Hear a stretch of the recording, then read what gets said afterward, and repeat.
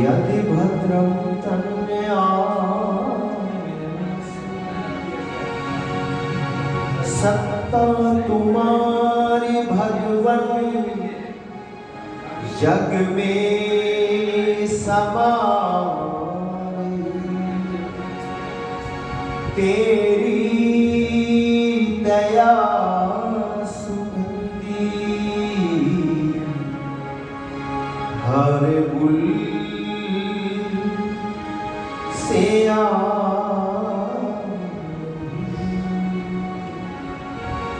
जिस दिल अंदर प्यार के दीपक जलते हैं,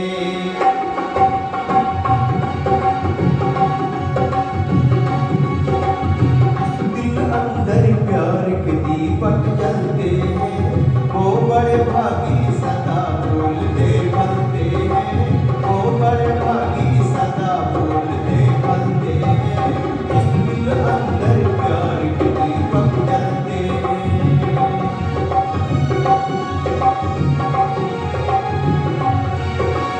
चाहे कितनी शूल विषय हो राहों में, चाहे कितनी शूल विषय हो राहों में, राहों में, राहों में, पर चलने वाले भी उन पर चलते हैं, चलने वाले भी उन पर चलते हैं, जिस दिल अंदर प्यार के दीपक जलते हैं।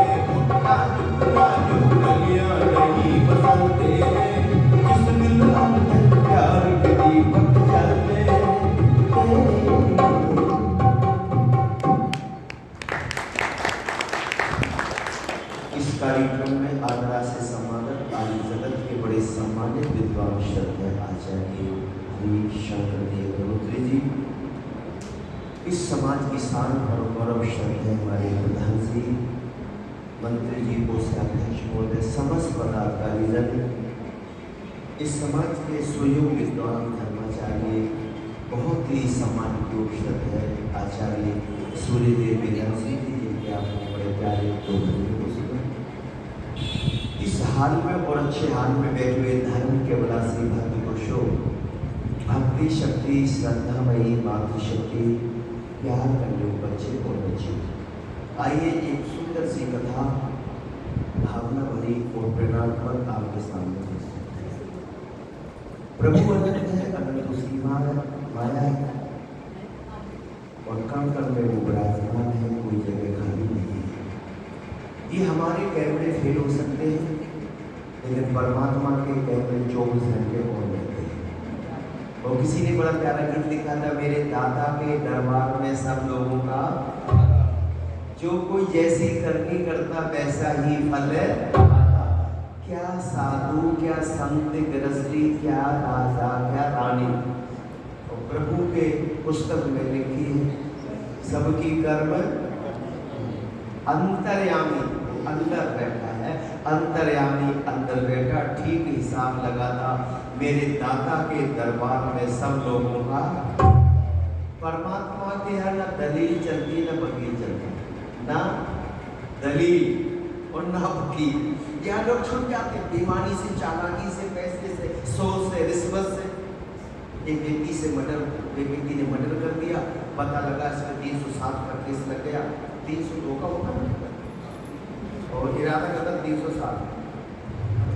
तो कहा कि तुझे तो फांसी होनी है। एक ने कहा वकील बहुत बड़ा ये बचाता है लोगों को, उससे बात कर ली, वकील से मिला, बहुत पहले की बात है, वकील ने कहा 1 लाख रुपए होगा, अब तो 50 लाख की बराबर थे, पर तुझे बचा फांसी से मैं दूंगा। और मुझे जो कहना तेरे अंतिम बयान और होने कोर्ट के अंदर, पर जो मैंने कहा उतने पे ही रहना, बस इधर उधर मत हो जाना, नहीं तो फिर तुझे कोई बच्चा नहीं पाएगा। इसने कहा 1 लाख दे, फार्मूला बता दिया, अंतिम गवाही तो इसी में निर्णय था। कोर्ट में पेश हुआ, जज बैठा, सरकारी कोर्ट वकील ने कहा मिस्टर व्यक्ति ने क्यों मर्डर किया? बोले फोर। किस हथियार से मारा? बोले फोर। क्या दुश्मनी थी? बोले फोर। क्या रंजिश थी? बोले फोर। कितने समय था? बोले फोर। क्यों मार दिया? बोले फोर। बोलना नहीं आता? बोले फोर। क्या पागल है? बोले फोर। जज ने कहा कहाँ से पकड़ लिया है पागल आदमी, ये मर्डर कर सकता है?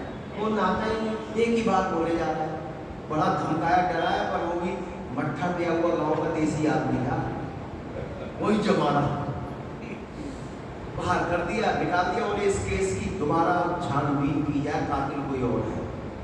बाहर आए अपने, अब जहां उसका वकील का रूम था, बसता था, वहां गए। आए तो वकील साहब ने कहा 1 लाख रुपए। तो इस आदमी ने वकील की तरफ मुंह करके कहा फुर। पागल है? बोले रुपए नहीं देगा? बोले फुर। बोले मतलब कि जो फुर मुझे एक उस फांसी के फंदे से बचा सकती है, तो क्या 1 लाख रुपए से नहीं बचा सकती? इसलिए तेरे आगे भी फुर, तेरा फार्मूला तेरे आगे भी फिट कर है। यहाँ आप बच सकते हो, पर परमात्मा के ना वकील चलता है ना दलील चलती है। इस गीत से मैं अपनी कथा शुरू कर रहा हूँ, जो समय उसके अंतर्गत की बात करूँगा। दुनिया में सबसे पहले अमर ओम नाम था, अमर ओम नाम था, आज भी है और कल भी रहेगा, और कल भी रहेगा।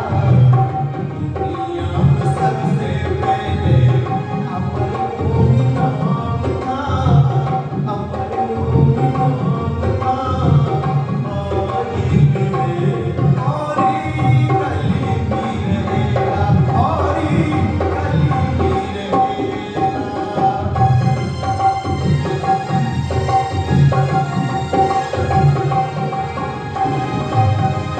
सूरज की किरणों में उसी का तेज समाया है, चांद और तारों में उसी की शीतल छाया है, चांद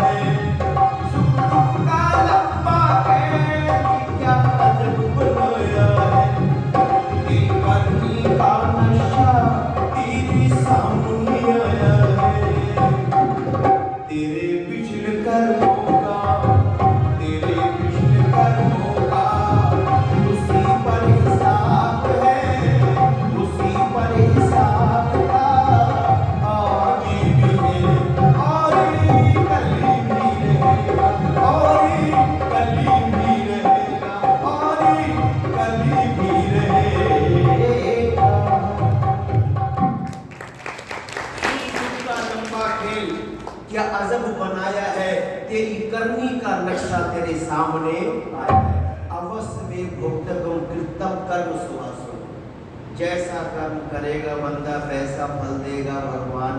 ये है गीता का ज्ञान। जो करोगे वैसा मिलेगा, उसमें कहीं पर भी फेर नहीं हो सकता, ना देर होगी। लोग कहते भगवान के घर देर है, पर भाई अंधेर, ये गलत है। परमात्मा के घर ना देर है ना अंधेर है, केवल हमारे समझने का ही फेर है। जैसा कर्म वैसा फल, ना रंग बचा ना राजा बचा है, कोई भी हो। आइए, एक रामायण की झांकी सामने घूम रही है। जब वो श्री राम के रात तिलक की तैयारियां होने लगी, पर राजा दशरथ के मन में एक संशय था, कहीं रंग में भंग ना हो जाए, और जिसका डर था वही बात हो गई। तैयारी रात तिलक की है, और सूचना देने के लिए महाराज जी ने सोचा कल मैं कैकेयी को बता दूंगा कि रात तिलक श्री राम का हो रहा है, मेरी अवस्था हो गई, राजपाटी चल।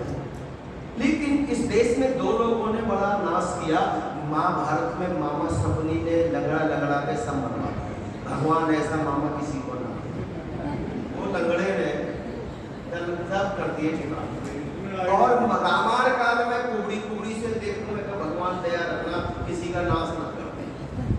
कुबड़ी ने रंग में भंग बोला और आकर कहा महारानी कैकेयी जी, इस महीनों से थोड़ा ऊपर भी घूम लिया करो, मतलब आपको पता भी कुछ है, अयोध्या तो दुल्हन की तरह सज चुकी है, जैसे आपका आर्य समाज, ये अपना आर्य समाज इतना सुंदर सजाया हुआ है। मैं यहाँ के अधिकारियों को नमन करूँ, उत्साह लगे कि कुछ हो रहा है। अयोध्या दुल्हन की तरह सज चुकी है, कोई ना कोई महोत्सव, कुछ ना कुछ है जरूर, कि का जानकारी लो। और मंत्रा गई, वो तो गुप्तचर समझो गई और निकाल और आकर कहा राज तिलक है। कैकेयी ने कहा किसका है? कि श्री राम का। जब ये कहा तो कैकेयी हर्षित हो गई, खुश होकर के कहा कि बात जो सच तेरी करूंगी ना देरी, दूंगी तुझे मैं वो खुशियां में बारी दूं। बात जो सच तेरी करूंगी ना देरी, दूंगी तुझे मैं उपहार।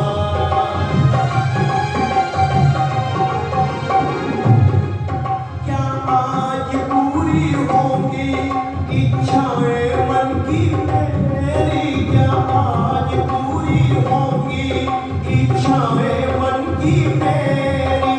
सच सच तू बतला दे, ना हो बल्कि मेरी।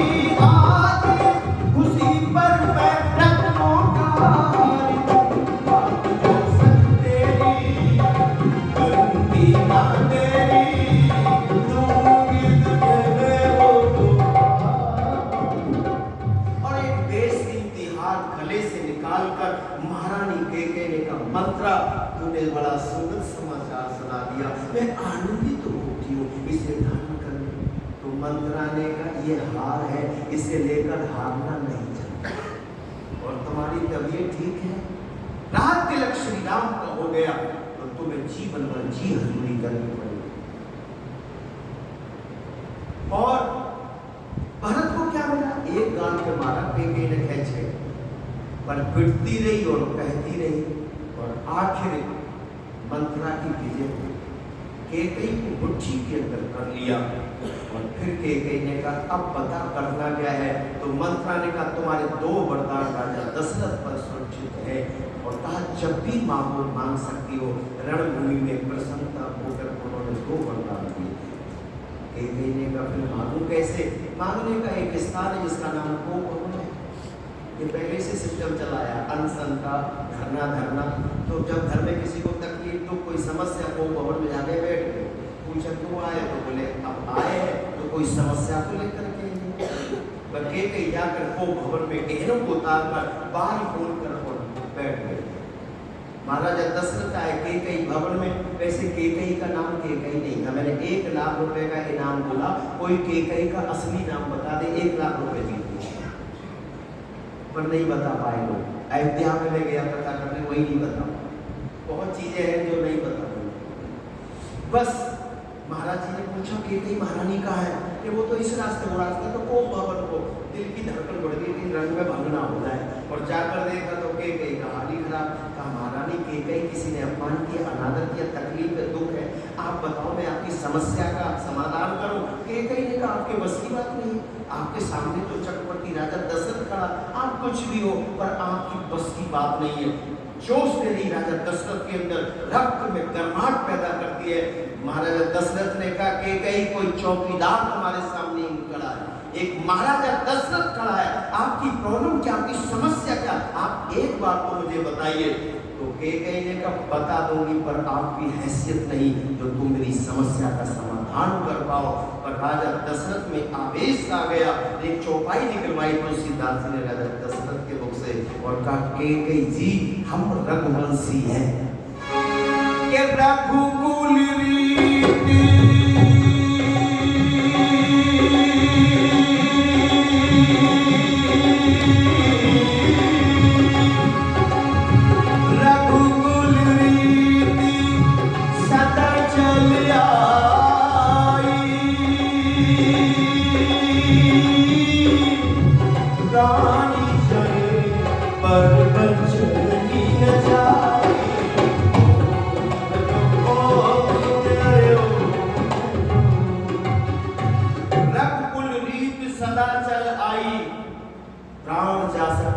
वचन नहीं जा सकता। आप बोलो तुम चाहती का क्या हो? केकई ने कहा अब राजा दशरथ में आवेश आ गया, वो चाहती थी कि जोश आए। महारानी केकई ने कहा मेरे 2 वरदान आप पर सुरक्षित है। जी हाँ, मैं मांगना चाहती, सोचो कोई महल, जेवर, कुछ आभूषण, गहने कुछ मांगेंगी, पर उन्होंने तो कुछ और ही मांगा।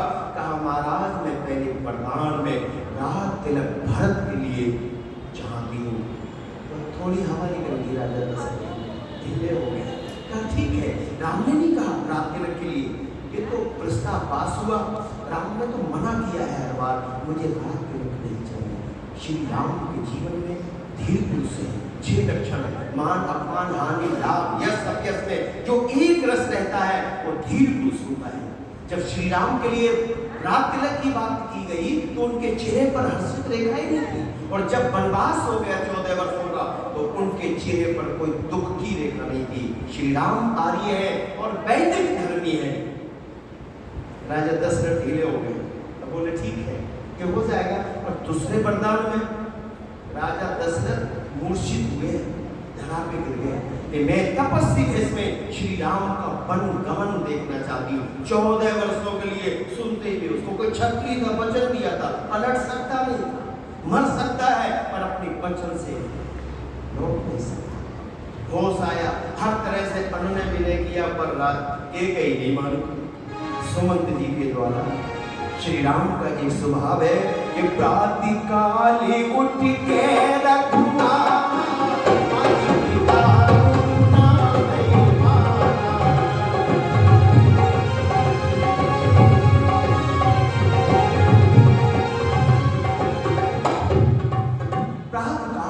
रघुनाथा मात पिता गुरु नावई, बड़ों की सेवा के 4 पर आयु विद्या यश और ये हमारे घरों में परंपराएं वैदिक थी। लोग अपने माता पिता गुरु को नमन किया।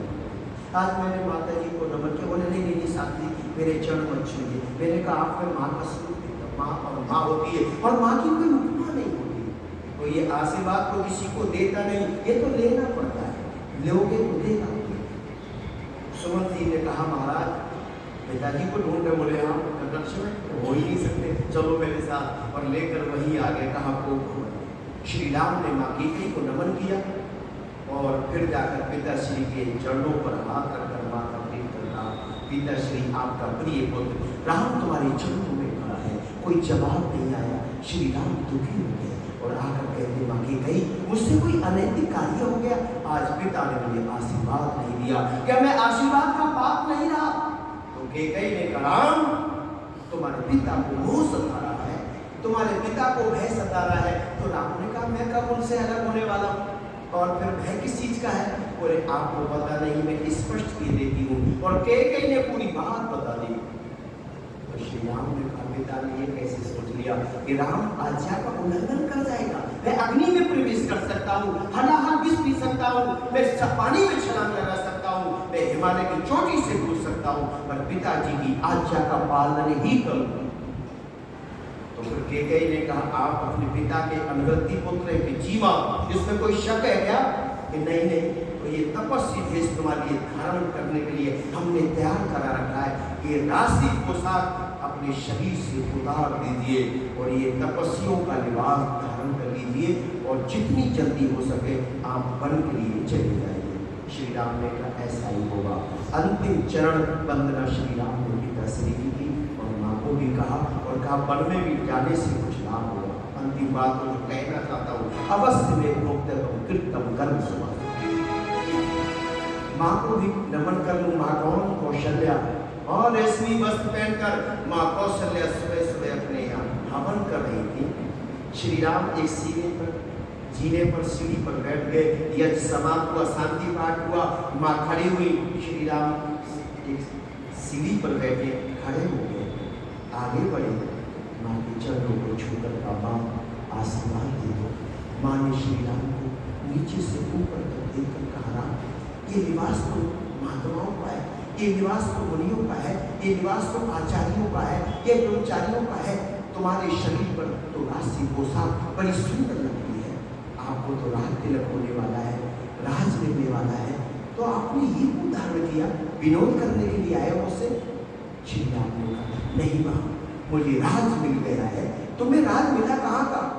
श्री राम हाथ जोड़कर सिर झुकाकर खड़े और कहते, राज मिल गया। किसने दिया?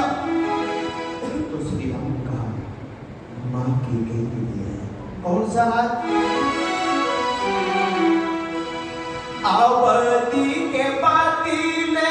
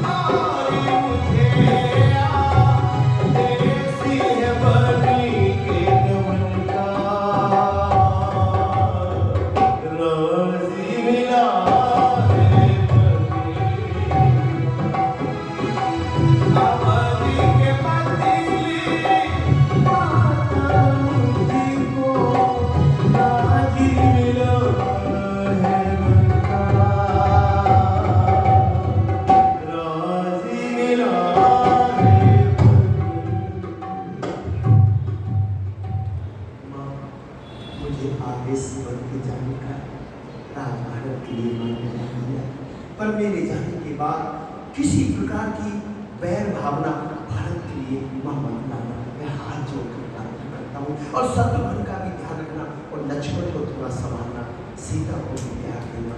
माँ मैं चल रहा हूँ, मुझे आशीर्वाद दो। तो कौशल्या ने कहा, मेरा आदेश है, तुम वन को नहीं जाओगे। तो श्री राम ने कहा, क्यों?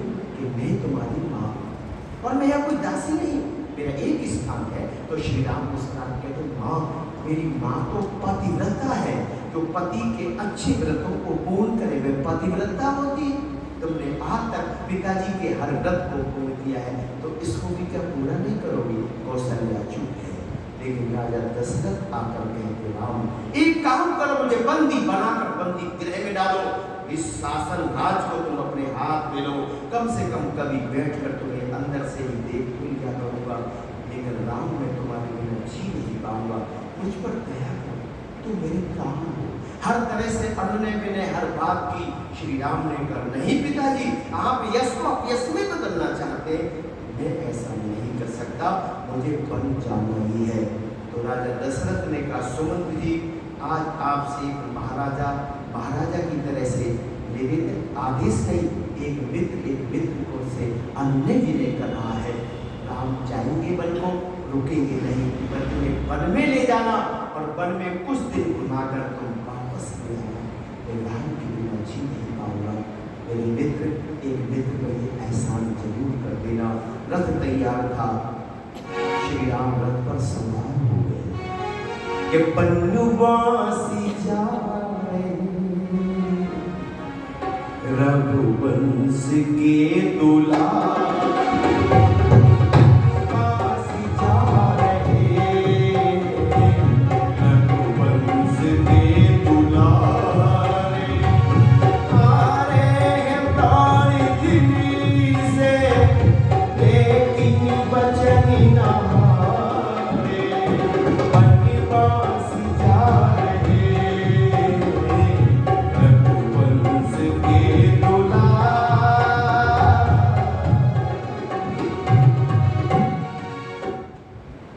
चला गया। राजा दशरथ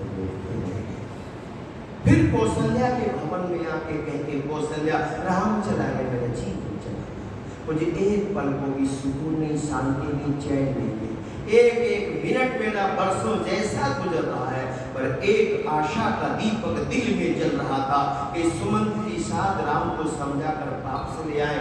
आज वो दिन आ गया, सुमंत वापस आ गए, अवध में समाचार दिया। राजा दशरथ ने कहा कह दो वो कौशल्या के भवन में, वो वहीं जल्दी से मेरे पास आ जाए। सुमंत जी जब कौशल्या के भवन में आने लगे तो जो महलों का बीच का जो आंगन था, प्रांगण था, वहां देखा सुमंत आ रहे। राजा दशरथ खड़े हो गए, धैर्य टूट चुका है और खुद ही आगे चल दिए।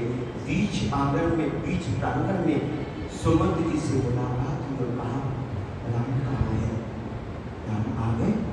सुमंत जी ने हाथ जोड़कर आंखों में आंसू भरे हुए हैं और कहते हैं महाराज इस बार मैं फेल हुए, मैं राम को वापस नहीं ला पाया।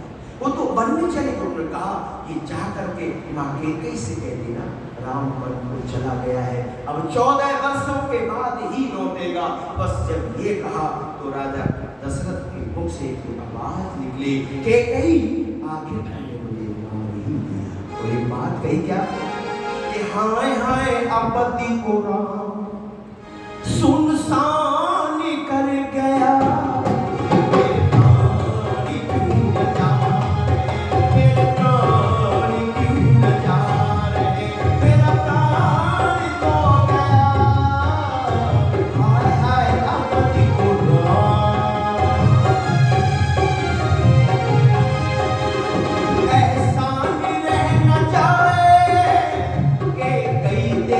कोई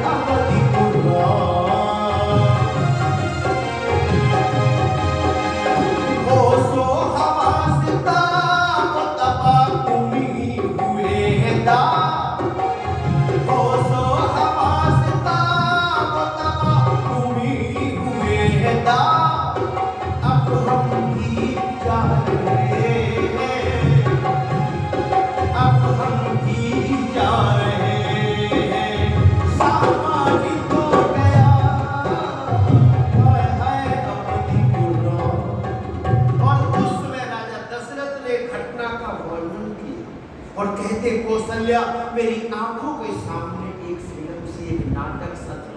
कौन सा? चढ़ती जवानी में था और मैंने धनुर्विद्या को सीखा, शब्दवेदी विद्या को सीखा, नित्य अभ्यास से बढ़ाया। एक अभिमान गुरु अहंकार मेरे मन में आया, उसका परीक्षण करने के लिए चांदनी रात में धनुष बाण लेकर घोड़े पे सवार होकर मैं सरयू के किनारे निकल गया। एक आवाज कान में आई, मैंने बाण निकाला, धनुष पे चलाया, लक्ष्य बना के छोड़ा और उसके बाद एक करुणा भरी आवाज आई, हाय माँ, हाय पिता, मैं कहाँ? मैंने कहा जखन पाप हुआ, ये तो किसी नौजवान की आवाज है।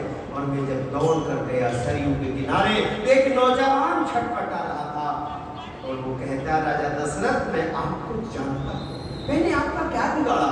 तुमने एक बाण से 3 मृत्यु कर दी। मैं घबरा गया कौशल्या, मैंने कैसे? एक तो मैं मर रहा हूँ और 2 मेरे माता पिता पानी के बिन प्यासे ही तड़प तड़प के उनके प्राण निकल जाएंगे, 3 मृत्यु हो जाएंगे। एक काम करो, मेरे प्राणों के बदले तुम मेरे माता पिता को पानी जाकर के पिला दो। राजा दशरथ ने कहा, कौशल्या मैंने कहा मुझे माफ कर दो, मैं क्या कहता हूँ, पर जाओ जल्दी जाओ, कहीं उनके प्राण न निकल जाए। पर पानी पिलाने से पहले गोल मचा। मैंने जल लिया, उस पात्र में जो उस सरयू पर हिलोने ले रहा था मैंने भरा, कंपन थी, जल छलक रहा था। बकाया पीपल के पेड़ के नीचे बैठे, पैरों की आवाज आई, आ गई, दोनों चौके, बेटा शरबत आ गए, जल्दी आए, बस प्राण निकलने वाले ही है, श्वासें भी मुश्किल से आ रही है। बेटा बेटा आवाज में चुप था, तुम कौन हो? बोलोगे नहीं तो पानी नहीं पिएंगे, मुझे सत्यता का मालूम करना था। मैं राजा दशरथ हूँ, आपका बेटा मेरे दिल से धोखे से खत्म हो गया। उसकी माँ मेरे सामने खड़ी हुई और खड़ी होकर कहती, हाय मेरे बेटे शरबत, हाय मेरे बेटे, बेटे मैं किसके लिए अभी होगी? और वो धरा पर गिरी और कौशल्या मेरे सामने ही हो गई। लेकिन उसके पिता ने कहा, लाओ ये नोटा मुझे दे दो। मैंने सोचा एक बच जाएगा, पाप से बच जाऊंगा, पर उसने जल लेकर अंजलि में लिया और मेरी तरफ देखते हुए एक बात कहता है, मेरे पुत्र के प्राणी को लेने वाले न सुख पाएगा दुखी हमें देने वाले। मेरे पुत्र के प्राणी को लेने वाले न सुख पाएगा दुखी हमें देने वाले। मेरे पुत्र के प्राणी को लेने वाले न सुख पाएगा दुखी हमें देने वाले। कर्म करने से पहले सोचा ना विचारा, ना समझी तेरी दुख का कारण हमारा। मुझसे तो कहते मन करने वाले न सुख पाएगा हमें देने वाले। मेरे पुत्र के प्राणी को लेने वाले न सुख पाएगा हमें देने वाले। अंधों की नौकी का शरीर हमारा, अंधों की नौकी का शरीर हमारा। बेबी अभी कौन देगा सहारा, चला छोड़ हमको तू किसके सहारे। न सुख पाएगा दुखी हमें देने वाले। मेरे पुत्र के प्राणी को लेने वाले न सुख पाएगा दुखी हमें देने वाले। और उसने कौशल्या का जैसे मेरे पुत्र के वियोग में मेरी पत्नी ने प्राणों को त्यागा और मैं भी बिन पानी के प्राणों को त्याग रहा हूं। लेकिन एक दिन राजा दशरथ तेरे सामने भी आएगा, तू भी पुत्र वियोग में इतना छटपटाएगा जिसका अंदाजा तुझे आज नहीं उस दिन होगा। और उसने पानी फेंक दिया और वो भी धरा पर गिर गया और खत्म हो गया। कौशल्या राम की बिना जी नहीं सकते, मेरे प्राण निकल रहे। और इतना कहते कहते राजा दशरथ ने भी इस दुनिया को त्याग दिया। राजा नहीं बचा, रंग कोई बचा नहीं है। वहां जैसा किया वैसा फल मिलता है। सुख दुख का लंबा खेल क्या अजब बनाया है, दिल करनी का नक्शा तेरे सामने आया है। सुख दुख का लंबा खेल क्या अजब बनाया है, दिल करनी का नक्शा तेरे सामने आया है। तेरे पिछले कर्मों का, तेरे पिछले कर्मों का उसी पर हिसाब है, उसी पर हिसाब का आज भी है और कल भी रहेगा, और कल भी रहेगा। दुनिया में सबसे पहले अमर को मिलाम था, अमर को मिलाम था, आज भी है और कल भी रहेगा। मानव मत करे गुमान, एक दिन जान निकल जाएगी।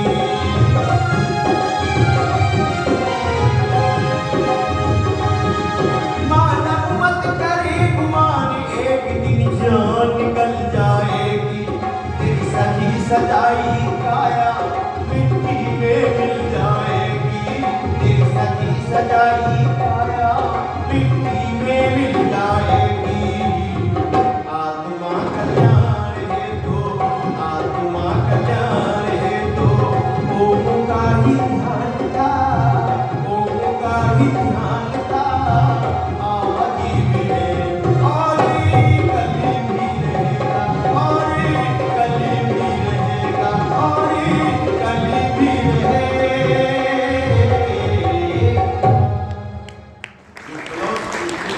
इस धरती के एक बड़े महामानव हुए जिनका नाम था जगत गुरु महर्षि ज्ञानंद, और उन्होंने सत्यात्म विकास के 90 समोल्लास में कर्म फिलॉसफी को इतना सुंदर से दर्शाया, उसे पढ़ने की जरूरत है।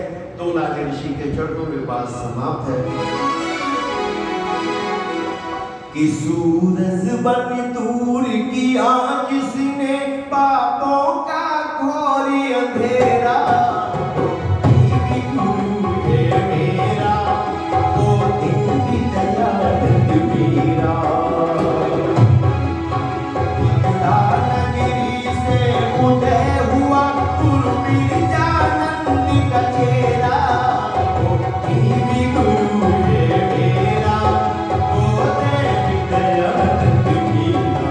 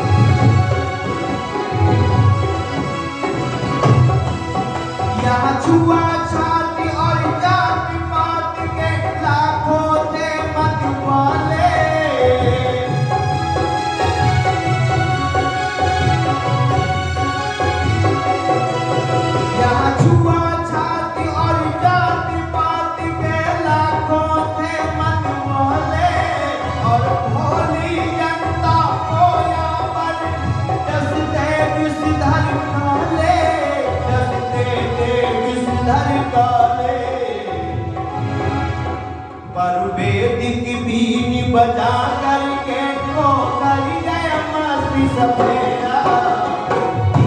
गुरु है मेरा बोले दयानंद मेरा, सूरज बन दूर किया जिसने पापों का घोर अंधेरा। गुरु है मेरा बोले दयानंद मेरा।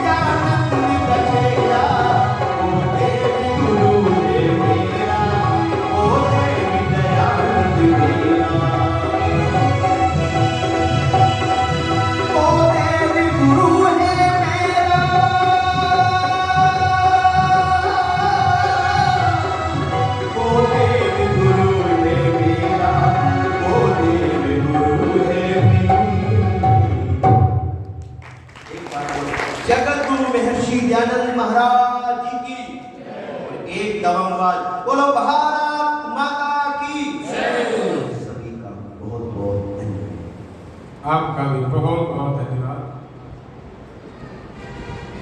रामायण के एक प्रसंग को लेकर के कर्मफल के सिद्धांत को,